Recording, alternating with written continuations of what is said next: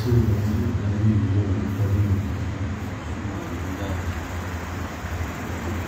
سچا ہمارا اور سچا ہمارا خالق اس بات کی کوئی بات نہیں اور سچے اس کے پیارے حبیب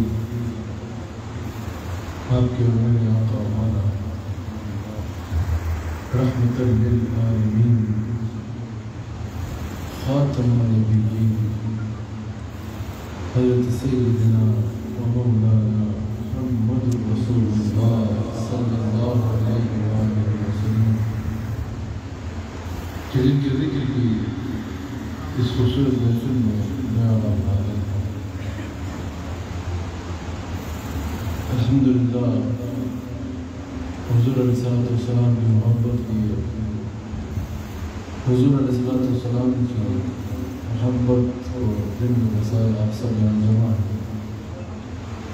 اللہ تعالیٰ ہم سب کو صحیح معنوں میں حضور علیہ السلام کا غلام بننے کی توفیق عطا فرمائے، حضور کی محبت عطا بھی فرمائے اور اس کے تقاضوں پہ پورا اترنے کی توفیق بھی عطا فرمائے۔ میں نے کچھ دیر آپ سے حضور علیہ السلام کی شان کو بیان کرتے ہوئے مخاطب ہونا ہے۔ یاد رکھیے گا کہ ہم حضور علیہ السلام کے دروازہ کرم پہ حاضر ہوتے ہیں، حضور علیہ السلام کو اپنا آقا مولا سمجھتے ہوئے کچھ بھی چاہیے ہو تو حضور علیہ السلام کی بارگاہ میں جھولی پہناتے ہیں، حضور علیہ السلام سے کرم کی بھیک مانگتے ہیں، حضور علیہ السلام کی بارگاہ اقدس سے حضور کے خوان کرم سے ٹکڑے مانگتے ہیں۔ جب بھی کوئی حاجت ہو دروازہ مصطفیٰ صلی اللہ علیہ وآلہ وسلم پہ حاضر ہوتے ہیں یا حضور علیہ السلام سے کرم کی بھیک مانگتے ہیں۔ یہ ہمارا عقیدہ، ہم نے عشق کے نام پہ کوئی نیا بازار گرم نہیں کیا، یہ ہم نے عقیدہ اپنے مزاج سے گاڑا نہیں ہے، بلکہ یہ عقیدہ ہمیں قرآن سے ملا ہے، یہ عقیدہ ہمیں قرآن سے ملا ہے۔ اعلیٰ حضرت نے کہا نا وہی رب ہے جس نے آپ کو ہم تن کرم بنایا، ہمیں بھیک مانگنے کو آپ کا آستاں بتایا، تجھے حمد ہے خدایا، تجھے حمد ہے خدایا۔ ہمیں اگر بھیک مانگنے کے لیے دروازہ مصطفیٰ دکھایا ہے تو یہ خود اللہ نے دکھایا ہے۔ اگر جس آیت کو میں نے تلاوت کیا اس سے پہلے تمہیداً آپ کی توجہ دلانا چاہوں تو پھر قرآن کریم میں سورہ حشر کی آیت نمبر 7 آپ پڑھیں تو اللہ کریم نے کیا ارشاد فرمایا کہ جو میرے حبیب علیہ السلام دے وہ لے لو، اور جس سے میرے حبیب علیہ السلام روک دیں اس سے رک جاؤ، جو میرے حبیب دے وہ لے لو۔ امام فخر الدین رازی کہتے ہیں یہ عموم کے لیے ہے، یہ عموم کے لیے ہے، اس سے مراد صرف مال غنیمت نہیں ہے، اس سے مراد صرف شریعت کے احکام نہیں ہے، اس سے مراد صرف جو ہے وہ مال غنیمت کی تقسیم نہیں تھی، بلکہ امام فخر الدین رازی کہتے ہیں یہ عموم کے لیے ہے۔ اس میں حضور علیہ السلام کی ہر عطا شامل ہے کہ جو اللہ فرما رہا ہے جو میرے حبیب دے وہ لے لو۔ تو پتہ چلا کہ اللہ کریم نے ہم سب کو رستہ بتا دیا کہ اگر کبھی بھی کوئی حاجت ہو، کبھی بھی کوئی ضرورت پیش آئے، کبھی بھی تمہیں خیرات کرم کی خیرات چاہیے ہو تو در در پہ جا کے دریوزہ گری مت کرنا، میرے حبیب کے دروازہ کرم پہ حاضر ہونا، جو یہ دیں وہ لے لینا جس سے روکے اس سے روکنا۔ اور اس کے کلام کی شان تو دیکھو، سورہ حشر میں ہمیں فرما رہا ہے کہ جو میرے حبیب دیں وہ لے لو، یعنی جب کوئی حاجت ہو حضور کی بارگاہ میں حاضر ہو، پھر جو حضور دیں وہ لے لو۔ سورہ حشر میں ہمیں بھیک مانگنے کو رسول اللہ کا آستانہ دکھا رہا ہے، بھیک مانگنے کو ہمیں رسول اللہ کا دربار اقدس دکھا رہا ہے کہ اگر کچھ بھی چاہیے ہو تو رسول اللہ کے دربار میں جانا۔ اور سورہ ضحیٰ میں حضور سے فرماتا ہے وَأَمَّا السَّائِلَ فَلَا تَنْهَرْ، ہمیں کہا کہ جب بھی کچھ چاہیے ہو تو حضور کے دروازے میں جانا، اور حضور سے فرمایا وَأَمَّا السَّائِلَ فَلَا تَنْهَرْ۔ میرے حبیب علیہ السلام گویا کہ یہ جو آپ کے دربار میں منگتوں کی قطاریں لگی ہیں نا، یہ خود نہیں آئے، ان کو آپ کو دروازے دکھانے والا میں ہوں، ان کو آپ کے در کا بتانے والا میں ہوں۔ میرے حبیب وَأَمَّا السَّائِلَ فَلَا تَنْهَرْ، آپ کسی سائل کو اپنے دروازے سے خالی نہ موڑیے گا، آپ کبھی کسی مانگنے والے کو، کسی سائل کو اپنے دروازے سے خالی نہ پھیریے گا۔ یہی تو وجہ ہے حضرت جابر کہتے ہیں میں نے جتنا عرصہ رسول اللہ کی بارگاہ میں گزارا صلی اللہ علیہ وآلہ وسلم، میں نے جتنا عرصہ حضور علیہ السلام کی بارگاہ میں گزارا، حضرت جابر کہتے ہیں، یہ بخاری میں موجود ہے، حضرت جابر کہتے ہیں میری نظر حضور علیہ السلام کی طرف رہتی، حضور بات کیسے کرتے ہیں، حضور اٹھتے کیسے ہیں، حضور بیٹھتے کیسے ہیں، حضور کے معاملات کیسے ہوتے ہیں، کہا کہ میری ہر وقت نظر مصطفیٰ علیہ السلام پہ رہتی۔ حضرت جابر کہتے ہیں میں نے ہر وقت اپنی نگاہوں کو حضور کی بارگاہ میں رکھا، حضور پہ رکھا، جتنی وقت حضور کی بارگاہ میں حاضر رہتا میری نگاہیں مصطفیٰ کے رخ زیبا کا طواف کیا کرتی۔ حضرت جابر کہتے ہیں کوئی چیز ایسی نہیں تھی جو میں نے حضور کے دربار میں نہیں دیکھی، لیکن ہاں ایک چیز ایسی ہے جو حضور کے پاس نہیں ہے۔ لوگوں نے کہا جابر یہ کون سی چیز ہے جو حضور کے پاس نہیں ہے؟ جابر نے کہا ایک لفظ نہیں ہے جو شاعر کو اس دربار میں سننے کو نہیں ملتا، باقی جس نے جو مانگا حضور نے اس کو مانگیں گے، مانگے جائیں گے، منہ مانگی پائیں گے، سرکار میں نہ لا ہے نہ حاجت اگر کی ہے۔ کہا کہ ایک نہیں ہے جو میں نے حضور کے لفظ سے نہیں سنا، باقی جس نے جو مانگا حضور نے اس کو عطا فرما دیا، جس نے جو مانگا حضور نے اس کو عطا فرما دیا۔ اور یہ حضور علیہ السلام اپنا اختیار خود بیان فرماتے ہیں۔ حضور علیہ السلام نے ارشاد فرمایا، یہ حدیث بخاری میں موجود ہے، آقا علیہ السلام فرماتے ہیں کہ اللہ کریم نے مجھے زمین کے تمام خزانوں کی چابیاں عطا فرما دی ہیں۔ یہ حدیث بخاری میں موجود ہے۔ حضور نے فرمایا اللہ نے زمین کے تمام خزانوں کی چابیاں مجھے عطا فرما دی ہیں۔ اللہ اکبر۔ اب امام عبدالرؤف مناوی بخاری کی اس حدیث کی تشریح کرتے ہوئے فرماتے ہیں، امام عبدالرؤف مناوی کہتے ہیں کہ جب حضور علیہ السلام نے یہ فرما دیا کہ اللہ نے تمام خزانوں کی چابیاں مجھے عطا فرما دی، امام عبدالرؤف مناوی کہتے ہیں اس حدیث سے پتہ چلا کہ اب قیامت تک زمین پہ اللہ کے خزانوں سے کوئی چیز نہیں آئے گی، اب قیامت تک اللہ کے خزانوں سے کچھ نہیں نکلے گا، اگر نکلے گا تو دست مصطفیٰ سے نکلے گا، اگر نکلے گا تو دست مصطفیٰ سے نکلے گا۔ یہ امام عبدالرؤف مناوی نے کہا، اور امام احمد رضا خان بریلوی رحمۃ اللہ تعالی علیہ اسی حدیث کی تشریح کرتے ہوئے کہتے ہیں، اعلیٰ حضرت نے کہا کہ بات ہی ختم ہو گئی جب حضور نے فرمایا نا کہ اللہ نے تمام خزانوں کی چابیاں مجھے دی ہیں، اعلیٰ حضرت نے کہا جھگڑا ختم ہو گیا، بات ختم ہو گئی، اب اس میں کس کو اختلاف ہو سکتا ہے حضور کے اختیار پہ؟ ہمارا اب یہی عقیدہ ہے جو اس حدیث میں حضور نے ارشاد فرمایا ہے۔ اعلیٰ حضرت نے کہا حضور نے فرمایا خزانے اللہ کے ہیں، چابی میرے پاس ہے، ہم شرک نہیں کرتے، ہم یہ نہیں کہتے کہ خزانوں کے خالق رسول اللہ ہے، ہم یہ کہتے ہیں خزانوں کا خالق اللہ ہے، خزانے اللہ کے ہیں، لیکن اب اللہ نے چابی مصطفیٰ کو دے دی ہے تو تمہیں کیوں تکلیف ہو رہی ہے ان کے دروازے پہ آتے ہوئے؟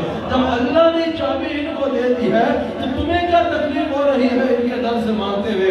اعلیٰ حضرت نے کہا بات ہی ختم ہو گئی۔ اعلیٰ حضرت نے کہا جس کے پاس چابی ہونا کفر اسی کے اختیار میں ہوتا ہے، تالا اسی کے اختیار میں ہوتا ہے۔ اعلیٰ حضرت نے کہا کہ اب پتہ چل گیا کہ چابی رسول اللہ کے پاس ہے، پھر جو بھی کرم کی بھیک جسے بھی چاہیے اللہ کے خزانوں سے اس کو مصطفیٰ کے در پہ آ کے یہاں کا منگتا بننا ضروری ہوگا۔ اور اعلیٰ حضرت نے کہا ان چابیوں میں رحمتوں کی چابیاں بھی ہے، نعمت کی چابی بھی ہے، رزق کی چابی بھی ہے، اولاد کی چابی بھی ہے، جنت کی چابی بھی ہے۔ اعلیٰ حضرت نے کہا جس کو جو بھی چاہیے اس کا دروازہ مصطفیٰ کا سوالی بننا ضروری ہوگا، دروازہ مصطفیٰ کا سوالی بننا ضروری ہوگا۔ اللہ اکبر۔ پتہ چلا کہ جس کو جو ملا مصطفیٰ علیہ السلام کے دست کرم سے ملا، جس کو جو مل رہا ہے حضور کے دست کرم سے مل رہا ہے، اور قیامت تک اور قیامت کے بعد بھی جس کو جو ملے گا میرے مصطفیٰ کا صدقہ ملے گا، نہ صرف صدقہ ملے گا بلکہ میرے مصطفیٰ کے دست کرم سے ملے گا۔ اللہ اکبر۔ اللہ کریم نے قرآن کریم میں ارشاد فرمایا ان اللہ ورسولہ من فضلہ، اس پہ آپ کی بھرپور توجہ درکار ہے۔ اللہ کریم نے فرمایا کہ ان کو غنی کیا اللہ نے اور اس کے رسول نے اپنے فضل سے۔ اب اس پہ بھرپور توجہ آپ کی درکار ہوگی۔ جو کہتے ہیں نا کہ حضور سے مانگنا مناسب نہیں ہے، یا حضور نہیں دے سکتے، یا حضور نہیں دیتے، اس بات میں بڑے غور سے توجہ کریں۔ اللہ کریم نے فرمایا ان اغناہم اللہ ورسولہ من فضلہ، ان کو غنی کیا اللہ نے اور اس کے رسول نے اپنے فضل سے۔ اب یہاں مفسرین کہتے ہیں کہ غنی کرنا ایک پروسیس ہے، غنی کرنا ایک فعل ہے، اللہ کریم نے جیسے غنی کرنے کی نسبت اپنے ساتھ فرمائی ویسے ہی اپنے حبیب علیہ السلام کے ساتھ فرمائی. جیسے خود کو غنی کرنے والا کہا ویسے ہی اپنے حبیب کو بھی غنی کرنے والا کہا. جیسے خود کو بندہ نواز کہا اپنی عطا سے اپنے حبیب کو بھی بندہ نواز کہا. جیسے خود کو عطا کرنے والا کہا ویسے ہی اپنی عطا سے اپنے حبیب کو بھی عطا کرنے والا کہا. اللہ و رسولہ من فضلہ, کہا ان کو دولت مند کیا اللہ نے اور اس کے رسول نے اپنے فضل سے. پتہ چلا یہاں پر اعلیٰ حضرت نے بھی کہا ہے, یہاں پر اللہ کریم نے ساتھ جوڑ کے ذکر فرمایا کہ جیسے اللہ بندہ نوازی کرتا ہے اللہ کی عطا سے رسول اللہ بھی بندہ نوازی فرماتے ہیں. جیسے اللہ دولت مند کرتا ہے ویسے اس آیت سے پتہ چل رہا ہے کہ اللہ کی عطا سے رسول اللہ بھی لوگوں کو دولت مند فرماتے ہیں, یعنی جھولی کو بھرتے ہیں. لیکن آگے بڑی خوبصورت بات ہے, اور یہاں اعلیٰ حضرت نے جب ترجمہ بھی کیا نا کنز الایمان میں, ان اغناہم اللہ و رسولہ من فضلہ, یہاں تبصرہ کرتے ہوئے کہا, تحریر میں بھی الفاظ لکھے, کہا ہاں یہی وہ مقام ہے کہ غیظ میں جل جائیں بے دینوں کے دل. اعلیٰ حضرت نے کہا اب کیا کرو گے, اللہ نے جیسے خود کو بندہ نواز کہا ویسے ہی رسول کو بھی بندہ نواز کہا. اب کہاں جاؤ گے, اب اس کے علاوہ کوئی چارہ نہیں کہ مان لو با خدا خدا کا یہی ہے در, نہیں اور کوئی مفر مفر جو وہاں سے ہو یہی آ کے ہو جو یہاں نہیں ہو وہاں نہیں ہو. اللہ کریم فرمایا ان اغناہم اللہ و رسولہ من فضلہ. اب یہاں آپ کی بھرپور توجہ درکار ہے. حضرت قبلہ تشریف فرما ہے, اللہ تعالیٰ حضرت کے عمر دراز میں خیر عطا فرمائے, جو خدمات دین ہیں ان کو قبول فرما کر مزید توفیقات خیر میں اضافہ فرمائے. حضرت کی موجودگی میں علماء تشریف فرما ہے, آپ کی بھرپور توجہ درکار ہے. حضرت کریم نے فرمایا ان اغناہم اللہ و رسولہ من فضلہ. یہاں اللہ نے کتنوں کا ذکر فرمایا, دو کا ذکر فرمایا, ان اغناہم اللہ و رسولہ, کتنوں کا ذکر فرمایا, دو کا. لیکن پھر فرمایا من فضلہ, وہ ضمیر ذکر فرمائی جو واحد کے لیے استعمال ہوتی ہے. اگر کوئی کہے کہ حسان حسیب الرحمان اور اس کے ساتھ فلاں اس محفل میں آ رہا ہے, تو آپ بتائیں کہ گرامیٹکلی یہ جملہ ٹھیک ہوگا, گرامیٹکلی یہ جملہ غلط ہوگا, کیونکہ دو ہیں تو یہاں جمع کا صیغہ استعمال ہوگا. کہا جائے گا وہ آ رہے ہیں.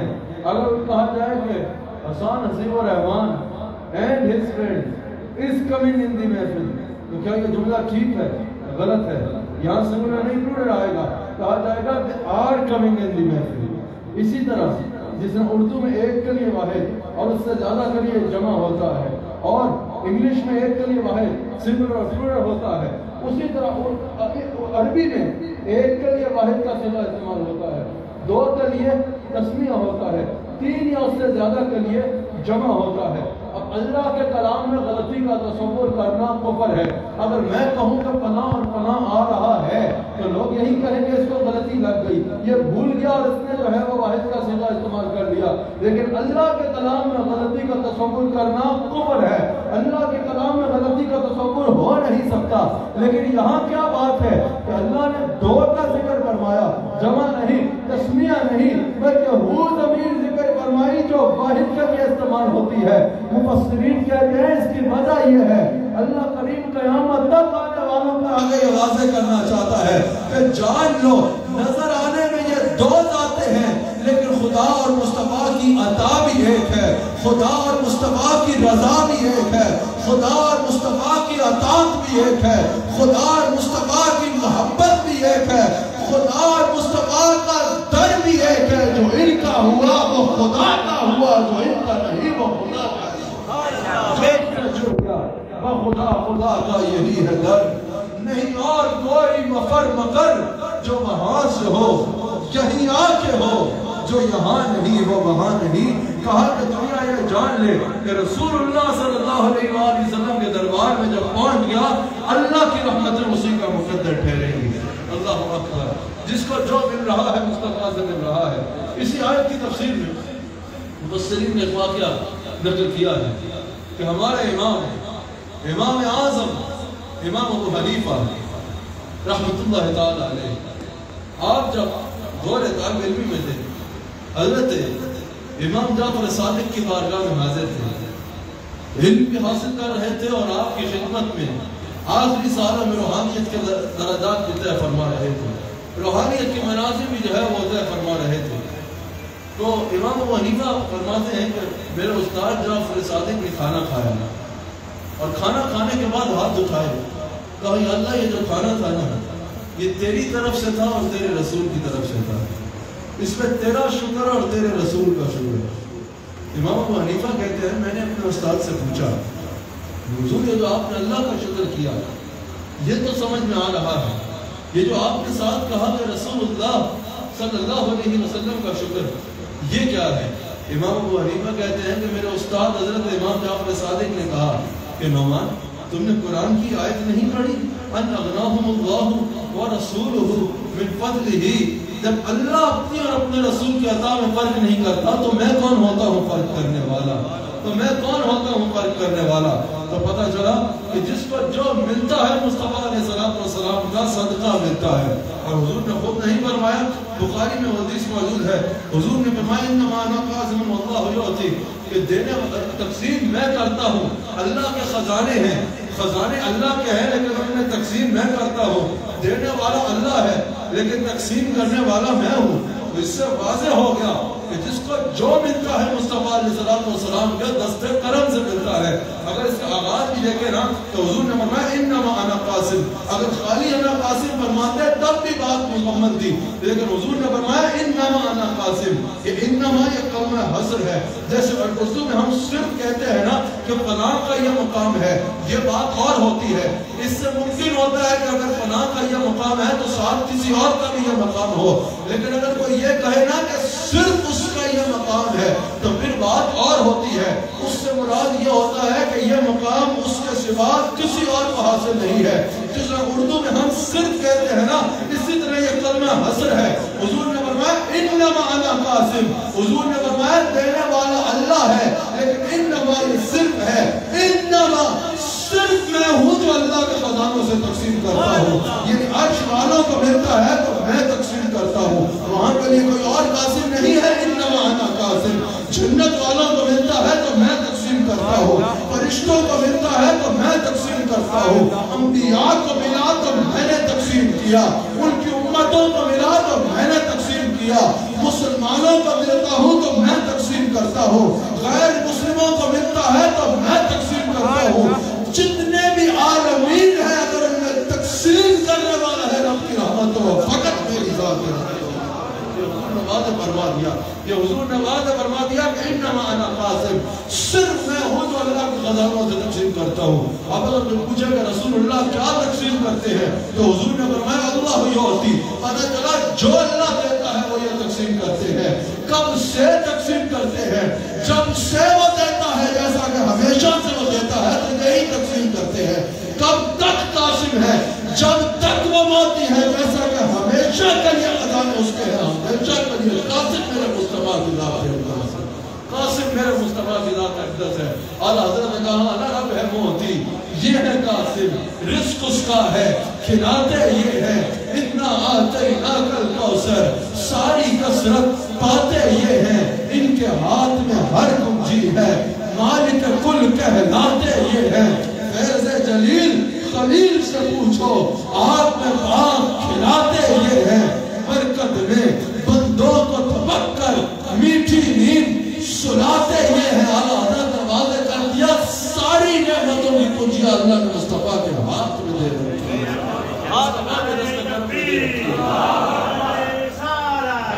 یاد رکھیے جس کو جو چاہیے ہو مصطفیٰ سے مانگا کرو، کبھی کسی گمراہ کی کہنے پہ تمہارا عقیدہ خراب نہیں ہونا چاہیے۔ یہ عقیدہ صحابہ کا عقیدہ تھا، بخاری میں موجود ہے۔ حضرت جابر رضی اللہ تعالیٰ عنہ بیان کرتے ہیں، امام بخاری نے اس کو نقل کیا، وہ کہتے ہیں کہ جب ان کے والد کا انتقال ہوا نا حضرت جابر کا، وہ کہتے ہیں میں بہت مقروض ہو گیا، مجھے بہت قرض ہو گیا۔ حضرت جابر کہتے ہیں کہ جن کا قرض لوٹانا تھا بار بار تنگ کیا کرتے تھے، بہت زیادہ لوگ تھے جن کا قرض لوٹانا تھا اور بہت زیادہ مال کی ضرورت تھی، درکار تھا بہت زیادہ مال قرض لوٹانے کے لیے۔ حضرت جابر کہتے ہیں میرے پاس تو ایک بھی لوٹانے جتنا مال نہیں تھا جن کا مال لٹانا تھا ان کی تو تعداد بہت زیادہ تھی. حضرت جابر کہتے ہیں میں پریشان ہوا تو حضور کے دربار میں حاضر ہو گیا. حضور کی بارگاہ میں حاضر ہو کر میں نے عرض کی کہ یا رسول اللہ قرض لوٹانے والے تنگ کر رہے ہیں, مقروض ہوں لیکن لوٹانے کو کچھ نہیں ہے, کرم فرمائیں. پتہ چلا کہ یہ صحابہ کا طریقہ تھا, جب بھی کوئی مشکل آتی تھی تو حضور سے جا کے مانگا کرتے تھے یا رسول اللہ کرم فرمائیں. حضور نے فرمایا جابر اس وقت تمہارے پاس کیا ہے؟ بخاری میں موجود ہے. حضرت جابر نے کہا یا رسول اللہ ایک کھجوروں کا باغ ہے, اس میں اتنی سی کھجوریں ہیں کہ اس سے ایک کا بھی مال نہیں لوٹایا جا سکتا, میں نے تو کئیوں کا لوٹانا ہے. حضور نے فرمایا چلو تمہارے باغ میں چلتے ہیں. حضرت جابر حضور علیہ السلام کے ساتھ اپنے باغ میں گئے. حضور علیہ السلام نے نظر کرم ڈالی, دعا فرمائی, ہاتھ اٹھائے, نظر کرم فرمائی, کہا جابر جتنوں کا مال لوٹانا ہے لوٹا. حضرت جابر کہتے ہیں وہ کھجوریں اتنی سی تھی, بخاری میں موجود ہے کہ وہ تو ایک کا بھی لوٹانا اس میں ممکن نہیں تھا. حضرت جابر کہتے ہیں میں نے ایک کا لوٹایا, دوسرے کا لوٹایا, تیسرے کا لوٹایا, چوتھے کا لوٹایا, سب کا لوٹا دیا, وہ کھجوریں ختم نہ ہوں. کھجوریں ویسی کی ویسی ہیں. بخاری میں موجود ہے. جابر کہتے ہیں میں خوشی سے حضور کی بارگاہ میں گیا, میں نے کہا یا رسول اللہ وہ جو چند کے لیے کافی نہیں تھی, آپ کی نظر سے سب کو لوٹا دیا, وہ کھجوریں ویسی کی ویسی ہے. حضور نے فرمایا جابر اس سے جان لو میں اللہ کا سچا رسول ہوں.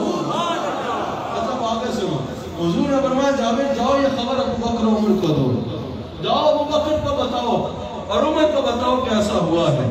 اب سنو حضور کے بارے میں عقیدہ کیسا ہونا چاہیے, حضور کی عطا کے بارے میں عقیدہ کیسا ہونا چاہیے, حضور کے دینے کے بارے میں عقیدہ کیسا ہونا چاہیے. حضرت جابر کہتے ہیں میں حضرت صدیق اکبر کے پاس گیا, بخاری میں موجود ہے. میں نے کہا یا ابو بکر صدیق رضی اللہ تعالیٰ عنہ, آج یہ معاملہ ہوا کہ حضور علیہ السلام نے تھوڑی سی کھجوروں پہ نظر ڈالی تھی نا, حضور کا ایسا معجزہ ہوا, ایسا معجزہ میں نے آج دیکھا کہ وہ تھوڑی سی کھجوروں سے میں نے سب کا مال لٹا دیا, کھجوریں ختم نہیں ہوئی. حضرت ابو بکر صدیق نے کہا, حضرت صدیق اکبر نے کہا جابر تمہیں اب پتہ چلا ہے جب رسول اللہ صلی اللہ علیہ وآلہ وسلم تمہارے باغ کی طرف چلے تھے نا, مجھے تو اس وقت پتہ چل گیا تھا کہ اگر حضور یہ بھی فرماتے نا جابر پوری دنیا میں بانٹ دے, پوری دنیا بھی یہ کھجوریں کھا لیتی. کھجوروں ہاتھ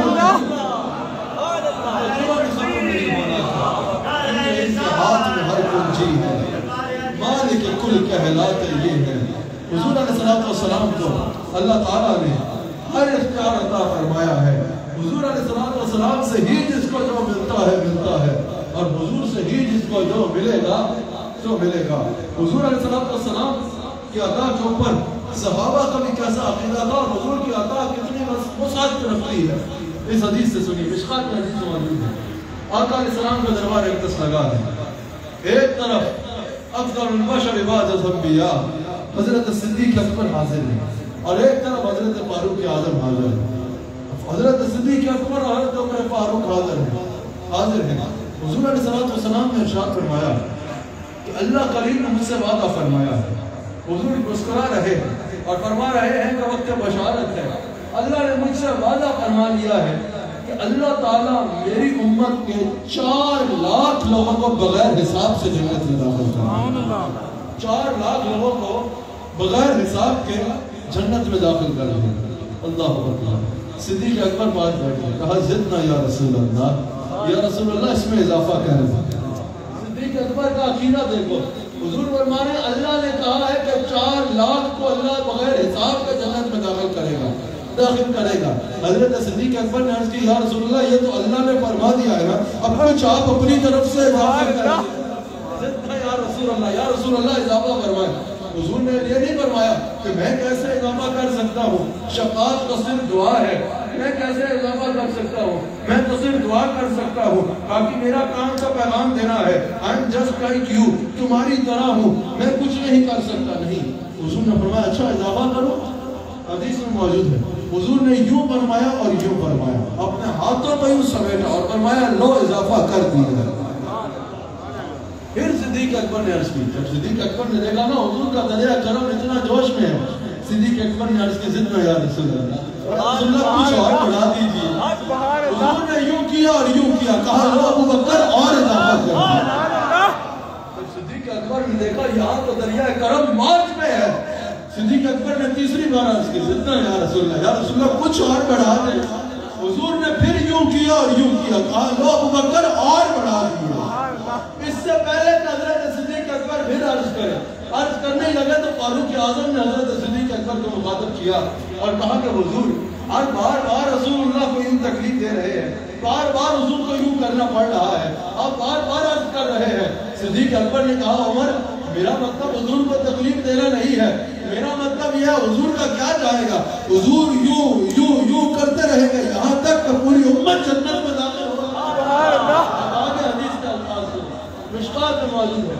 حضرت فاروق اعظم رضی اللہ تعالیٰ عنہ نے صدیق اکبر سے کہا کہ حضور جب رسول اللہ نے ایک بار یوں کر دیا تو کیا یہ دنیا اتنی بڑی ہے کہ رسول اللہ کے ہاتھ سے باہر، رسول اللہ نے ایک بار یوں فرما دیا تو کیا یہ دنیا میں اتنی وسعت ہے کہ کوئی باقی رہ جائے تو اس کا یہ دوبارہ یوں کرنا پڑے؟ جب حضور نے ایک بار یوں کر دیا تو ساری امت کی بگڑی بن گئی۔ یہاں بات ختم نہیں ہوئی، حضور نے فرمایا ابو بکر عمر جو کہہ رہا ہے سچ کہہ رہا ہے۔ اللہ اکبر، کیونکہ یہ ہاتھ مصطفیٰ کے ہاتھ ہے، یہ ہاتھ مصطفیٰ کے ہاتھ ہے۔ حضور علیہ السلام نماز پڑھا رہے ہیں، حضور علیہ السلام اپنے ہاتھ کو یوں فرماتے ہیں، مسلم میں موجود ہے، پھر یوں فرما لیتے ہیں، پھر یوں فرماتے ہیں، پھر یوں فرما لیتے ہیں۔ یہ صحیح حدیث ہے۔ حضور علیہ السلام کے صحابہ نے بعد میں پوچھا کہ یا رسول اللہ یہ آج آپ نے نماز میں یہ عمل فرمایا یہ کیا ہے؟ اللہ اکبر، حضور نے فرمایا میں نماز پڑھا رہا تھا، مسلم میں موجود ہے، حضور نے فرمایا میں نماز پڑھا رہا تھا تو میں نے دیکھا کہ جنت میں انگوروں کا گچھا ہے، میں نے سوچا تمہارے لیے لے آؤں، پھر میں نے سوچا وہی کے لیے چھوڑتا ہوں وہی جا کے کھانا، پھر میں نے سوچا لے آؤں، پھر میں نے سوچا کہ تم وہی جا کے اس کو کھانا۔ اگر میں لے آتا نا قیامت تک میری امت کا لنگر کھاتی، لنگر ختم نہ ہوتا۔ اللہ اکبر، اللہ اکبر۔ اب میں یہ پوچھ رہا ہوں یہ جنت ہے کہاں کر کے؟ حضور علیہ السلام نے یوں فرمایا اور کہا کر کیا رہا تھا؟ جنت سے انگوروں کا گچھا لا رہا تھا۔ میں پوچھ رہا ہوں یہ جنت ہے کدھر؟ یہ جنت 7 آسمان اوپر سدرا پہ ہے، اور حضور انگوروں کا گچھا دیکھ بھی رہے ہیں اور ہاتھ اٹھایا، کہا لانے لگا تھا تو پتہ چلا کہ ہاتھ میں اتنی طاقت اور اتنی رسائی تھی کہ ہاتھ وہاں پہنچ رہا تھا۔ اور یہ جنت ہے کہاں؟ 7 آسمان اوپر، اور میری طاقت میں ایک حد تک یہ مائک کا سٹینڈ ہے، یہاں سے آگے میرے ہاتھ کی رسائی ہے، اس سے آگے میرے ہاتھ کی رسائی ختم، پھر میری سماعت کی رسائی ہے، ایک حد تک میری سماعت سن سکے گی، اس کے بعد میری سماعت ختم، پھر اس کے بعد نظر کی رسائی ہے، نظر بڑی دور تک دیکھ لیتی ہے، لیکن ایک مقام ایسا آتا ہے ایک حد کے بعد نظر کی قوت بھی ختم۔ سوچو جس کے ہاتھ کی اتنی طاقت ہے، جس کے ہاتھ میں اتنی رسائی ہے کہ مدینہ پاک سے اٹھے تو 7 آسمان اوپر سدرا پہ پہنچتا ہے، اس کی سماعت اتنی نہیں ہوگی کہ اگر کوئی اس مقام سے پکارے تو وہ گنبد خضرا سے سن سکتا ہے، اس کی نظر اتنی نہیں ہوگی کہ یہاں کی امتی تکلیف میں ہو تو وہ گنبد خضرا سے اسے دیکھ سکتا ہو۔ میرے آقا علیہ السلام دیکھتے بھی ہیں، سوال کرنے والے کو سنتے بھی ہیں، اور جب چاہیں جہاں چاہیں اپنے ہاتھ سے بھی تصرف فرما سکتے ہیں۔ السلام کی شان جو حدیث سنا کے اپنی بات کو اختتام کی طرف لے جاؤں گا۔ اللہ اکبر، رسول اللہ صلی اللہ علیہ وآلہ وسلم کو اللہ نے ہر اختیار عطا فرما رکھا ہے۔ حضور علیہ السلام اپنے محل مبارک میں ہیں، اور حضور کے غلام ہیں جو بڑے خوش نصیب غلام ہیں، جن کے مقدر میں فرشتوں کو بھی رشک آتا ہوا، ان کا نام ربیہ رضی اللہ تعالیٰ عنہ ہے۔ ان کا خوش نصیبی یہ تھی کہ وہ حضور کے پرسنل خادم تھے، حضور کے پرسنل خادم تھے، پانی لے کے حضور کے دروازے پہ کھڑے ہیں کہ میں حضور کو وضو کراؤں گا۔ اللہ اکبر، کیا ہی مقدر تھا ان کا، حضور کی پرسنل خدمت کیا کرتے تھے، حضور کی نوکری براہ راست کیا کرتے تھے، حضور کے دروازے پہ حاضر ہیں۔ خیال آیا کہ ربیہ یہ چاہے تو یہاں ملائکہ کھڑے ہو ان کو وضو کرانے کی خاطر، یہاں جبریل امین خود ان کی خدمت کو کھڑے ہو، یہ تو ان کی تیرے پہ مہربانی ہے کہ بھری کائنات ان کی غلام ہے، انہوں نے تیرا انتخاب فرمایا۔ ربیہ اگر آج یہ خدمت تجھ سے لے لی جائے تو تم کہاں کا رہے گا، کیا کرے گا؟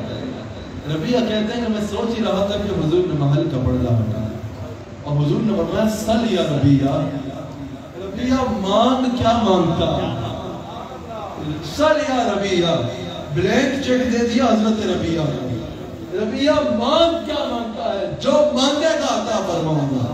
اللہ اکبر۔ یہاں پر میرے جد امجد حضرت خواجہ حبیب الرحمن رحمۃ اللہ تعالیٰ علیہ اس حدیث کو بیان فرماتے ہوئے کہتے ہیں، حضرت خواجہ حبیب الرحمن نے کہا کہ اب یہ حضور کی شان کے لائق نہیں تھا کہ ربیہ کچھ مانگتے اور حضور کہتے کہ یہ تو میں نہیں دے سکتا، یہ حضور کی شان کے شایع نہیں تھا کہ ربیہ کچھ مانگ لیتے اور حضور کہتے یہ میں نہیں دے سکتا، کچھ اور مانگو۔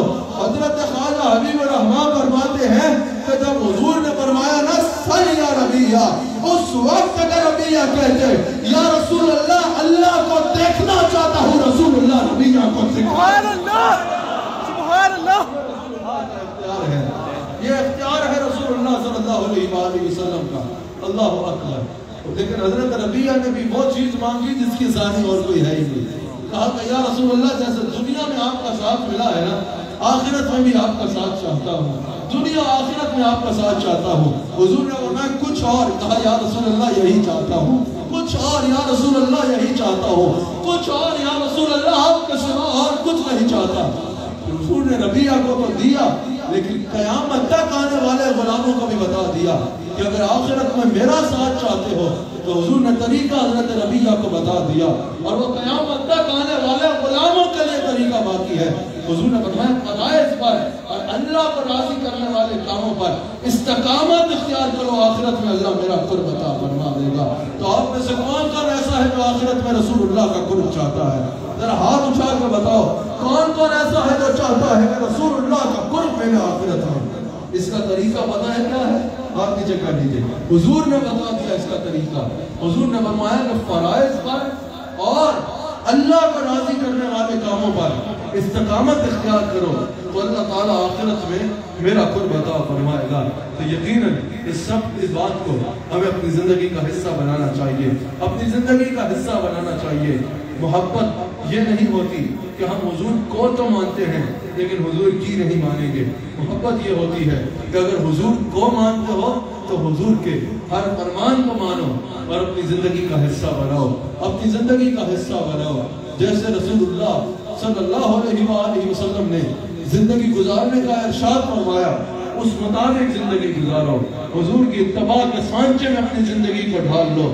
جو رسول اللہ نے کیا وہ کرو، اور جس سے رسول اللہ نے روک دیا اس سے رک جاؤ۔ یہی دنیا و آخرت کی کامیابی کا ذریعہ ہے، اور یہی ذریعہ ہے جس سے آخرت میں رسول اللہ صلی اللہ علیہ وآلہ وسلم کا قرب نصیب ہوگا۔ میں نے 5 منٹ میں اپنی بات کو سمیٹنا ہے۔ حضور علیہ السلام کے دربار سے ہر چیز مانگا کرو۔ اچھا ایک مرتبہ میرے جد امجد حضرت خواجہ حبیب الرحمن رحمۃ اللہ علیہ، شیخ اللاسانی رحمۃ اللہ علیہ حضور کے روضہ اقدس میں حاضر تھے۔ حضرت مدینہ منورہ میں حاضر تھے تو ایک شخص آیا، وہ مولوی صاحب تھے، وہ آئے اور کہا کہ بھئی آپ صاحب تو پتہ نہیں تھے یا نہیں تھے، نہیں ہی ہوں گے کہ نہیں تھے۔ آئے اور کہا کہ بھئی آپ یہاں پر آتے ہو، یہاں آ کے رسول اللہ صلی اللہ علیہ وآلہ وسلم سے مانگتے ہو؟ کہا بالکل مانگتے ہیں۔ کہا یہاں قبر مصطفیٰ سے عطا کی امید رکھتے ہو؟ کہا بالکل رکھتے ہیں۔ کہا یہاں آ کر رسول اللہ کی بارگاہ میں سر جھکاتے ہو؟ کہا سجدہ نہیں کرتے لیکن سر جھکا کے کھڑے ہوتے ہیں، بالکل ہوتے ہیں۔ کہا یہاں ہر درجے کی تعظیم کرتے ہو؟ کہا جو تعظیم یہاں کی کرتے ہیں کہیں کی کرتے ہی نہیں۔ یہاں اس لیے آتے ہو تاکہ کرم کی بھیک بھی مل جائے؟ کہا ہاں حضور کی محبت میں آتے ہیں اور کرم کی بھیک لینے آتے ہیں۔ کہا تو حضور نے اس کو منع کیا ہے، آپ کو پتہ نہیں؟ آپ نے فرمایا کہاں منع کیا ہے؟ کہا موطا امام مالک کی حدیث نہیں پڑھی کہ حضور نے فرمایا کہ میری قبر کو بت نہ بناؤ؟ آپ نے فرمایا کئی بار پڑھی ہے۔ کہا کہ یہ جاننے کے بعد پھر آ جاتے ہو یہاں اس طرح؟ آپ نے فرمایا تم اس سے کیا سمجھے ہو؟ کہا ہم اس سے یہ سمجھے ہیں کہ حضور نے فرمایا کہ میری قبر کو بت نہ بناؤ، کہ جب میں قبر انور میں تشریف لے جاؤں نا تو قبر تو ایک پتھر ہوتا ہے، بت بھی ایک پتھر ہوتا ہے، لوگ بت کے آگے سر جھکاتے ہیں، بت سے عطا کی امید رکھتے ہیں، بت کی تعظیم کرتے ہیں، بت کے آگے ہاتھ باندھ کے کھڑے رہتے ہیں، بت کے آگے اپنی باتیں کرتے ہیں۔ بھی پتھر اور معاذ اللہ قبر بھی پتھر، اس لیے میری قبر کو بت نہ بناؤ۔ اللہ اکبر۔ حضرت خواجہ حبیب الرحمن نے کہا نادان یہ حدیث تمہارا نہیں بلکہ یہ میرا عقیدہ ثابت کرتی ہے۔ کہا وہ کیسے؟ کہا کہ حضور نے فرمایا جب میری قبر پہ آؤ تو ایسے نہ آنا جیسے کسی بت کے پاس جا رہے ہو، کیونکہ بت تو مردے کی طرح ہوتا ہے، مردہ بت کی طرح ہوتا ہے۔ ایسے نہ آنا جیسے کسی مردے کی قبر پہ جا رہے ہو، بلکہ منظارہ قبری وجبت ہوش بادی کا عقیدہ لے کے آنا، یہ عقیدہ لے کے آنا کہ یہ سن بھی سکتے ہیں، یہ دیکھ بھی سکتے ہیں، یہ دے بھی سکتے ہیں، یہ فریاد کو سن بھی سکتے ہیں، یہ جھولی کو بھر بھی سکتے ہیں۔ یہ بت نہیں ہے، مصطفیٰ زندہ جلوہ گر ہے جو مانگو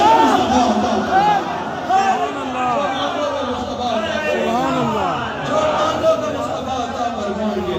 تو اسی لیے کہا کہ جس کو جو چاہیے ہو مصطفیٰ کے دروازے کرم پہ جائے، مصطفیٰ علیہ السلام کی بارگاہ میں جھولی کو پھیلائے۔ حضور علیہ السلام سب کچھ عطا فرماتے ہیں، جس کو جو ملتا ہے حضور علیہ السلام کے دروازے سے ملتا ہے۔ اس عقیدے پر پکے رہنا، کبھی بھی کوئی حاجت ہو، کبھی بھی پریشانی ہو، کبھی بھی حالات خراب ہو، کبھی بھی غم گھر میں ڈیرا ڈال دے، کبھی بھی تنہائیوں کا پہرا ہو، کبھی جب دنیا میں کوئی اپنا نہ ہونا، اپنے آپ کو بے سہارا مت سمجھنا، اپنے آپ کو تنہا مت سمجھنا، اپنے آپ کو غم زدہ مت سمجھنا، یہ نہ سمجھنا کہ دنیا میں کوئی نہیں ہے۔ خدا کی قسم مدینہ پاک کی طرف رخ کرنا، نہ یہ تمہیں دنیا بے تنہا چھوڑے گے، نہ یہ تمہیں قبر میں تنہا چھوڑے گے۔ مصطفیٰ علیہ السلام اپنے ہر غلام سے اس کی جان سے زیادہ قریب ہے۔ کوئی بھی حاجت ہو مصطفیٰ علیہ السلام سے عرض کرنا، وہ سنتے بھی ہیں اور عطا بھی فرماتے ہیں۔ اللہ تعالیٰ ہم سب کو حضور علیہ السلام کے خوان کرم سے ٹکڑے عطا فرمائے۔ اللہ تعالیٰ ہم سب کو حضور علیہ السلام سے وابستہ رہنے کی توفیق عطا فرمائے۔ اللہ تعالیٰ ہم سب کو حضور علیہ السلام کا سچا غلام بنا ڈالے۔ اللہ تعالیٰ ہمیں حضور کی محبت عطا بھی فرمائے اور اس کے تقاضوں پر پورا اترنے کی توفیق بھی عطا فرمائے۔ یقیناً یہ بہت محبت والی بستی ہے۔ یہاں عیدگاہ شریف سے ہمارے مشائخ سے وابستہ رہنے والے حضرات کی بڑی پرانی تاریخ ہے۔ اللہ تعالیٰ اس بستی کے اوپر اپنا خاص فضل فرمائے۔ یہاں تو حضرت خواجہ خواجگاں حضرت خواجہ حبیب الرحمن رحمۃ اللہ علیہ کے بھی قدم لگ چکے ہیں۔ اللہ تعالیٰ آپ کو آپ کا صدقہ اور وسیلہ اپنی خاص رحمتوں سے نوازے۔ ایک ضروری اعلان سماعت فرما لیجیے، 12 ربیع الاول کو انشاءاللہ 12 ربیع الاول ہماری عید ہے، ہمارے لیے سب سے بڑھ کے خوشی کا دن ہے۔ 12 ربیع الاول کو انشاءاللہ عیدگاہ شریف میں حضور علیہ السلام کی آمد کا عظیم الشان جشن، اللہ کی عطا، حضور کی رحمت اور حضرت سیدہ کائنات سلام علیہا کا صدقہ انشاءاللہ عیدگاہ شریف میں عظیم الشان جشن آمد رسول منایا جائے گا، جس میں انشاءاللہ اللہ کی طرف سے حضور کی رحمت سے اور سیدہ کائنات سلام علیہا کا صدقہ ہزاروں کی تعداد میں حضور علیہ السلام کے غلام شریک ہو کر اپنے آقا علیہ السلام کی آمد کا جشن منائیں گے۔ میں آپ سب کو دعوت دیتا ہوں کہ 12 ربیع الاول کو لازماً عیدگاہ تشریف لائیں۔ آج جیسے ہم آپ کے پاس آئے، آپ کو دعوت دینے بھی آئے ہیں کہ 12 ربیع الاول کو اب آپ ہمارے پاس آئیں اور ہمارے ساتھ مل کے آقا علیہ السلام کی آمد کا جشن منائیں۔ 12 ربیع الاول عید ہے، عید منانے کے لیے عیدگاہ میں آئیں اور وہاں جہاں ہزاروں حضور کے غلام اپنے آقا کا جشن منائیں گے، 12 ربیع الاول کو قافلوں کی صورت میں آئیں۔ یہاں کے بالخصوص جو ذمہ دار سنگی ہیں، جو بزرگ سنگی ہیں، وہ 12 ربیع الاول کی آج سے اس انداز میں تیاری شروع کریں کہ قافلے تشکیل دیں، کہ سنگیوں کو قافلوں کی صورت میں جمع کر کے عیدگاہ شریف میں آئیے اور حضور علیہ السلام کی آمد کا جشن منائیے۔ 12 ربیع الاول کو جس مدرسہ کا عیدگاہ میں پہلی کلاس ہوگی، وہ جو کلاس ہوگی انشاءاللہ، تو آپ اعلان یقیناً سن چکے ہوں گے اور آپ تک پیغام بھی پہنچ چکا ہوگا کہ ایک اعلیٰ معیار تعلیم کے ساتھ درس نظامی کے سلسلے کا آغاز ہو رہا ہے انشاءاللہ۔ تو 1 ربیع الاول شریف اس کے داخلے کی آخری تاریخ ہے۔ میں بالخصوص سنگیوں سے یہ کہنا چاہوں گا کہ اپنے بچوں کو ادھر بھیجیے تاکہ وہ دین کے عالم بن کے آپ کے پاس واپس آئیں اور دین کی خدمت کریں. وہاں جو بچے آئیں گے انشاءاللہ ان کو جہاں درس نظامی جب مکمل کرا لیا جائے گا, ہمیں میٹرک پاس بچے چاہیے. یہ اس کی شرط ہے کہ میٹرک پاس ہونا اس مدرسے میں داخلے کے لیے شرط اول ہے. میٹرک پاس بچے ہوں وہ وہاں آئیں, وہاں انشاءاللہ انہیں درس نظامی بھی مکمل کرایا جائے گا, FA بھی کروایا جائے گا اور BA بھی وہیں عیدگاہ شریف میں کرایا جائے گا. اور یہ 7 سال کا عرصہ ہوگا. جب ان کا تعلیم مکمل ہو جائے گی تو ان کے آخری سال میں ہی ان کے فراغت سے پہلے انشاءاللہ فیصلہ کر لیا جائے گا کہ ان کو دنیا کے کس ملک میں یا پاکستان کے کس شہر میں خدمت دین کے لیے بھیجنا ہے. تو آپ سب سنگیوں سے میری درخواست ہے کہ لازماً آپ کے علاقے کی نمائندگی وہاں ہونی چاہیے. آپ کے علاقے کے میٹرک پاس بچے ہمیں چاہیے, میٹرک پاس بچے چاہیے جو وہاں پر آئیں, وہاں پر آ کے دین کا علم حاصل کریں اور دین کے سپاہی بنیں. مجھے انشاءاللہ امید ہے کہ اس علاقے سے کچھ نہ کچھ بچے ہمارے پاس انشاءاللہ ضرور آئیں گے. اللہ تعالیٰ آپ سب کو, لیکن یہ یاد رکھیے گا اس میں میٹرک پاس ہونا شرط ہے. اللہ تعالیٰ آپ سب کو اپنی خاص رحمتوں سے نوازے. اللہ تعالیٰ آپ سب پر اپنی رحمت کے تمام دروازے کھول ڈالے. اللہ کریم ہم سب کو حضور علیہ السلام کا نمک حلال اور وفادار ذکر کر لیجئے. اس کے بعد